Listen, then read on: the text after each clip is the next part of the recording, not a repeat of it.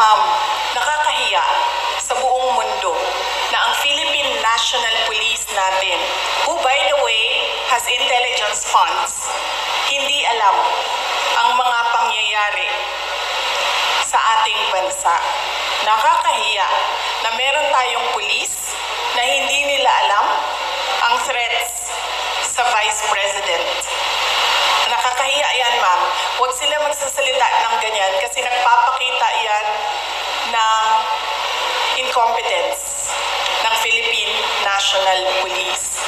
Dapat dyan, kung ako po ay Presidente, Sekretary ng DILG, Chief ng PNP, ang sagot dyan ay,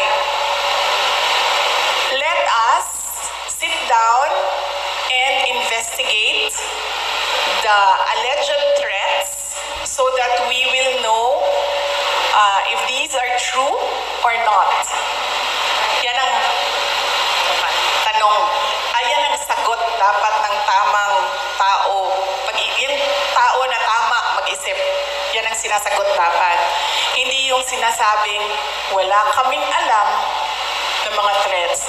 Nakakahiya na ang pulis, ganyan. So, ibig sabihin, ang dami nilang walang alam ng mga pangyayari. So, kaya pala, nagkanya-kanya na ang mga kriminal dahil walang alam ang kapulisan. Nakakahiya para sa Pilipinas na naririnig na ang pulis natin ganyan magsalita.